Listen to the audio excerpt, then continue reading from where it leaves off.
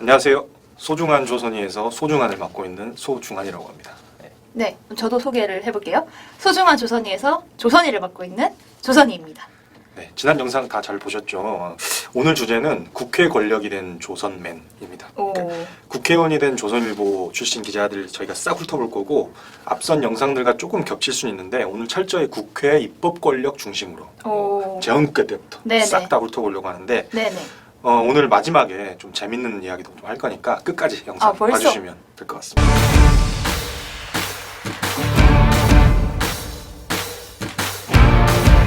그 대한민국 헌정의 홈페이지가 있습니다. 거기 가가지고 싹 다 뒤졌고, 가볍게 일단 통계부터 말씀드리면, 일단 사전에 뭐 조선일보에만 있었던 사람 뿐만 아니라 뭐 조선일보에서 다른 데로 옮기거나 혹은 뭐 조선일보에서 기자 생활은 아니지만 뭐 다른 역할을 했다거나 뭐 이런 사람들까지 포함이 돼 있어서 재헌국회 때부터 21대까지 언론인 출신이 총 750명이었고 그 중에 조선일보 출신이 99명이었습니다. 그러면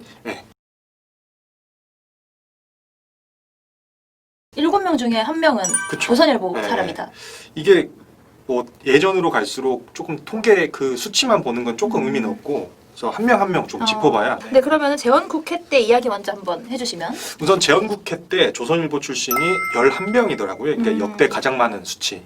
근데 이때는 뭐 나름대로 독립운동에 몸담으신 분도 있고 괜찮은 분들 많이 계세요. 그래서 근데 제가 주목한 인물은 이항발이라는 사람입니다. 이분 좀 주목할 필요가 있는데 혹시 들어보셨나요? 한 번도 못 들어본 것 같아요. 이분이 1881년생인데 아이고. 원래 그 항일투쟁을 나름 열심히 하셨어요. 실제로 여러 차례 이게 투옥이 되기도 하고 조선일보에서는 이제 사회부장까지 하는데 일제강점기 말기에 이게 친일로 전향을 합니다. 민족문제연구소 친일인명사전에 수록됐고 1990년에 받았던 건국훈장, 이 독립장도 2010년에 취소가 됩니다. 처음에는 좀 친일 행위자들이 좀 있었던 거죠? 그러면 재헌국회 때 중심은. 그러니까, 2대 국회에 서범석이라는 인물도 있는데요. 처음 들어봐요. 이분 조선일보, 동아일보 기자 출신이고 원래 이분도 3.1운동 참여했고 독립운동 참여하셨습니다. 특이하게 조선일보에서 잘리는데 공산주의자라는 이유로 잘립니다. 이게 그 좀 당시에는 재미있는 이력이죠.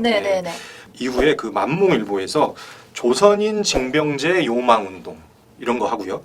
만주국 선전기관에서 간부도 맡고, 이 사람도 역시 그 민족문제연구소에서 친일인명사전에 등재되고, 이후에 2대, 4대, 5대, 6대, 7대, 8대 무려 6번 이렇게 더 국회의원을 합니다. 그 친일인명사전 요것뿐만 아니라 대통령 소속 만민족행위 진상규명위원회에서 친일 인물로 선정된 분들이에요. 대통령 소속이라고 하면 정부에서 만든 거고 또 이걸 만든 게 제가 알기로는 이명박 정부 때니까 이게 민족문제연구소가 만든 친일 인명사전은 이게 시민단체가 민간에서 만든 거라서 또 의미가 있는데 이거는 약간 정부가 공인한 약간 그런 국가공인 친일파인 거죠. 이게 2대 국회에 양재하라고 있는 사람이 있는데, 이분은 말씀드린 대로 친일 인명사전뿐만 아니라 그 진상규명위원회에서 인정한 국가공인 친일파 명단에 들어있고, 조선일보, 동아일보에서 기자활동했고요. 1943년에 잡지 춘추에서 일본이 전쟁하는 거에서 나가야 된다. 일제지원병 제도를 찬양하는 글을 이렇게 씁니다. 약간 우리가 신민의 한 사람으로서 이제 나가야 된다. 약간 요런 그분이 국회의원이 됐다라는 거죠.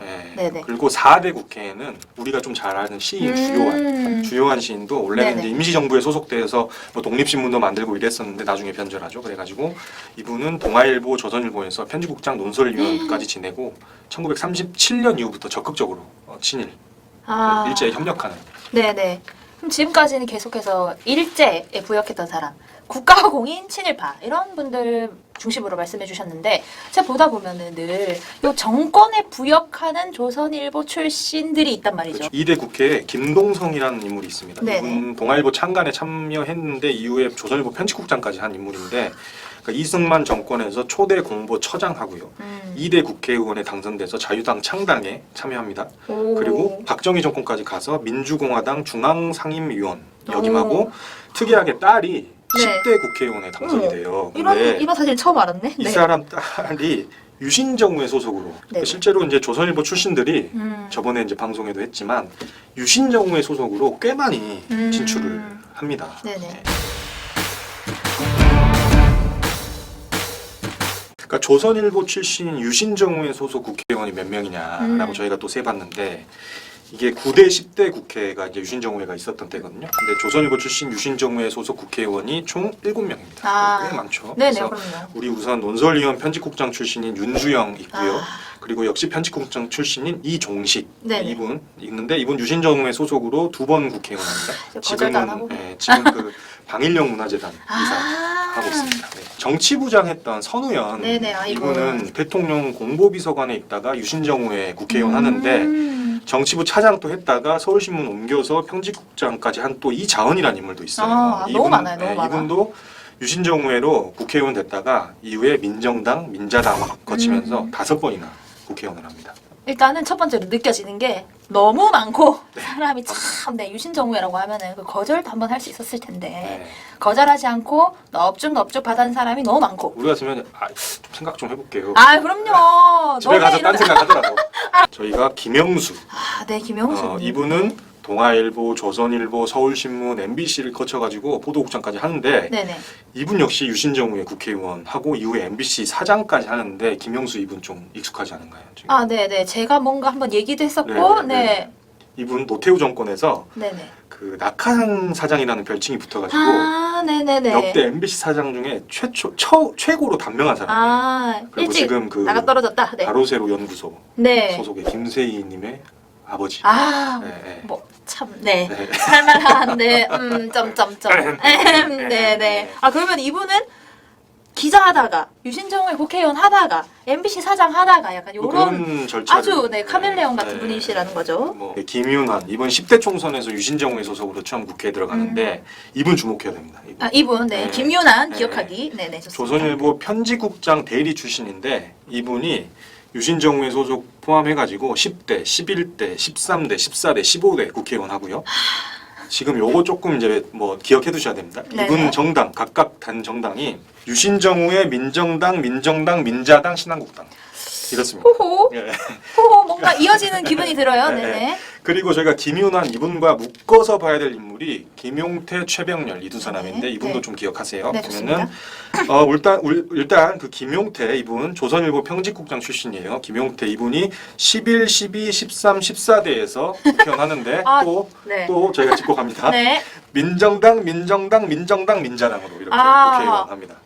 뭐지, 데자뷰인가요? 네, 뭔가. 네. 그리고 좋습니다. 역시 또 편집국장 출신인 최병렬 이분은 12대, 14대, 15대, 16대에서 국회의원 하는데 다시 각각 네. 분당에서 네, 가봅시다. 민정당, 민자당, 신한국당, 한나라당으로 국회의원입니다. 이게 데자뷰인 것 같기도 하고 뭔가 이어지잖아요. 똑같은 사람 아니죠? 뭔가 세 명. 네. 희한하네요. 이어지는데 네. 최병렬 이분은 나중에 한나라당 대표까지 하고 대권에도 도전하고 인거잖아요. 이분 이야기는 저희가 다음 화에 좀 재밌는 이야기 있으니까 같이 엮어가지고 네. 다음에 또 보란 이야기입니다. 네. 내가 기대되는. 제가 다 기대가 되네요.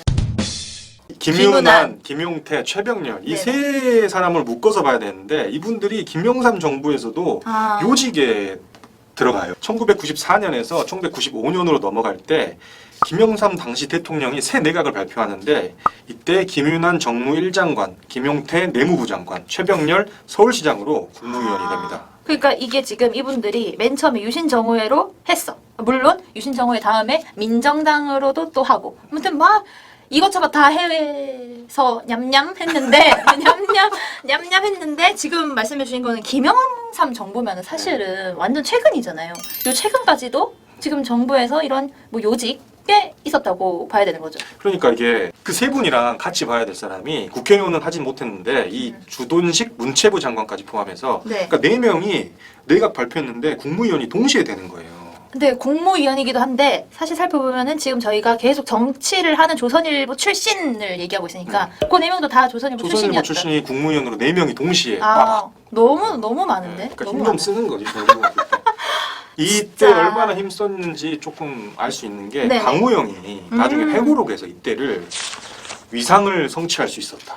어떤 라고 위상일까? 표현을 네네. 해주면서 조선일보의 위상을 기록했다. 그러니까 정리를 해보면 김윤환, 김용태, 최병렬 이 세 사람이 10대 국회부터 16대 국회까지 각각 다시 할게요. 네네, 좋습니다. 유신정우의 민정당, 민자당, 신한국당, 한나라당까지 거치면서 박정희, 전두환, 노태우 이렇게 세 명으로 대변되는 그 독재 군사 정권 그쵸, 그쵸. 그리고 3당 합당에 이어서 김영삼 정권까지 네네. 이른바 우리나라 독재 군사 정권과 보수 세력을 잇는 코 역할을 한 겁니다. 그러네요. 이틀은 지금 국민의힘까지 이어지고 있는 그쵸. 거죠. 그 네. 한나라당이 다음 해가지고 새누리당 하고 그 다음이 또 하고 자유한국당 하고 해서 지금의 국민의힘 네, 힘, 네네, 네, 뭐 지민이라는 얘기도 있지만 우리가 또 얘기를 안 해본 사람이 있는데 상징적인 사람입니다. 제가 설명을 아마 전에 드렸을 텐데 서청원 의원 이분은 약간 좀 익숙해요. 저한테도. 8선, 무려 8선. 이게 근데 이제 서청원의 경우에는 앞서 김윤환, 김용태, 최병렬과는 약간 출발이 좀 달라요. 다른데 네. 조선일보 사회부 기자였는데 사회부 첫 기자였군요. 국회의원을 1981년 민주한국당 소속으로 합니다. 이거 뭐였죠? 네네. 민주한국당. 이게 뭐였죠? 전두환 정권에서 좀 관제 야당이라는 비판을 받기도 하는데 어쨌든 나중에 김영삼, 김대중이 손잡은 통일민주당에 합류를 했기 때문에 뭐 독재 정권, 군사 정권의 뭐 이런 계열은 아니라고 볼 수 있는 거죠. 약간 결이 다르다. 네네네. 네. 근데 서청원도 이 재선을 그러니까 그 김대중, 김영삼이 손잡은 통일민주당에서 하고 이후에 이제 김영삼의 총재 비서실장을 하기도 하잖아요. 그러니까 네네네. 뭐 나름대로 민주 계열에서 무언가 이렇게 뭐가 해왔던 있다. 네네네. 뭐가 사람이에요. 근데 이제 3당 합당이 문제 항상. 우리나라 그 정치사에서도 현대사에서 문제를 3당 합당이 이게 논란이에요. 너무 힘들어. 네. 네네. 3당 합당 이후에 이제 서청원이 계속 국회의원 하는데 다시 네네. 가겠습니다. 네네. 그 이후에 쭉 불러드린다는 거죠. 네네. 민주자유당, 신한국당, 한나라당, 친박연대, 새누리당을 거치면서 계속 국회의원 합니다. 네네. 친박연대. 네네. 지난 20대까지 하다가 네네. 21대 때 또 하려고 했는데 그 우리공화당 그 우리 공화당. 네네. 네, 그 네. 박근혜 지지자분들이 여기까지 했습니다. 네네네. 우리 공화당 비례 2번으로 또 출마합니다. 네. 2번이면 사실은 그 민주당이나 국민의힘 계열 정당에 가면은 사실 바로 되는 당선 건데 되는 건데. 우리 공화당도 왠지 자기들이 될 줄 알았던 것 같아. 2번까지는. 네, 그 조원진 대표 네네. 될 것 같다고 생각했나 봐. 서청원도 그래갖고 이 두 번째는 2번 어차피 1번은 남성을 못 주니까 그렇죠. 2번 이제 갔는데 낙선합니다. 네. 쓴맛을 봤네요. 네네. 어떻게? 근데 이제 서청원이 예전에 했던 말이 있어요. 어떤 말이죠? 국회의원으로 있으면서도 조선일보를 늘 친정으로 생각했다. 왜? 틈나는 대로 회장님과 사장님을 찾아뵀다. 뭐 이런 내용의 글을 쓰고 있습니다. 찾아봐도 되는 건가요? 이건 뭐. 찾아뵈는 거야. 그건 자유니. 자유긴 한데. 근데 어쨌든 이 정치인이 돼서도 이 조선일보를 어떻게 생각했는지 언론과 정치가 불가금 불가원인데 너무 금이었다. 근근 그러니까 내가 너무 친하게 생각해. 너무 그런 것 같아요. 재밌는 사실. 네. 이거는 단독을 붙여드립니다. 뭐죠? 아무한테도 네, 알려주지 네, 않았던, 아무도 몰랐던. 이번 21대 국회에 언론인 출신이 약 24명 정도 되거든요. 24명이나 네. 돼요? 그럼 300명 그럼 중에. 이 중에 조선일보 출신은 몇 명일까요? 잠시만요. 300명 중에 24명. 4명이 언론인. 한두 명 될라나요? 0명입니다. 어머. 재헌국회 때부터 어머. 아까 훑어봤잖아요. 네. 재헌국회 때부터 지금까지 처음 있는 일. 처음 있는 일이에요. 21대 국회에서.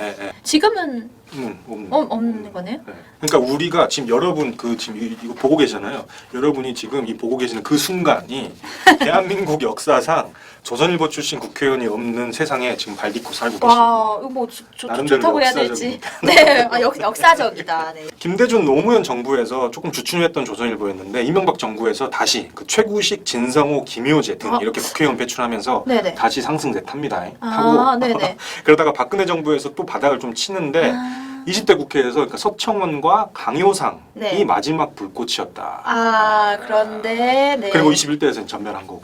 그렇게 이제 요렇게 그 그래프를 그려볼 수 있는 거네요. 근데 이거 21대 총선에 도대체 무슨 일이 있었길래 이분들이 이게 뭐 사실 딱히 뭐 이유가 이거다라고 꼬집을 수는 없는데 우선 이명박 박근혜 정부 거치면서 보수 세력 자체가 굉장히 이제 쇠락했고 여기에 조선일보도 좀 운명을 함께했다라고 평가할 수 있겠고 또 재밌는 사건 하나 있었죠. 네네. 20대 국회에서 마지막 불꽃이었던 아까 강효상이 불꽃 남자 강효상. 네. 조선일보랑 맞짱을 까요. 네. 깠었나요? 네. 네네. 기억하실 거예요. 이게 네네. 상징적인 모습이라고 생각하는데 이게 어떤 거였죠? 이게 2018년 5월에 네네. 양상훈 조선일보 주필이 칼럼을 씁니다. 네, 칼럼. 그러니까 문재인 정부의 대북 정책에 대해서 뭐 막 극찬을 한 건 아니고 어느 정도 뭐 평가를 해요. 괜찮았다. 지금 남북 관계 뭐 이런 거. 오. 근데 강효상이 그때 이거 국회의원이었잖아요. 이걸 두고 조선일보가 청와대에 굴복했다.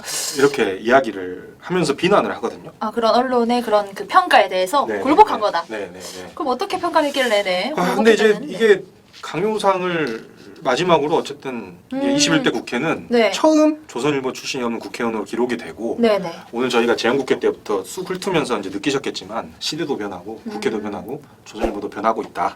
뭐 이런 모습을 변하고 있다. 네네. 네네네. 이게 뭐 좋은 방향인지 나쁜 방향인지는 뭐 봐야죠.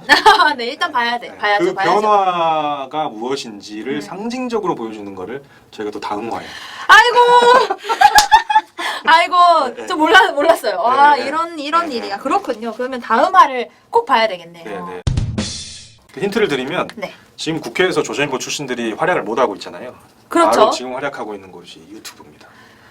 또 유튜브에 또 가가지고 다음 다들 이렇게 시간은 저희가 냠냠하시는군요. 지금까지 정치하는 조선맨이었지만 네. 저희 다음 시간엔 유튜버 유튜버 한다. 조선맨.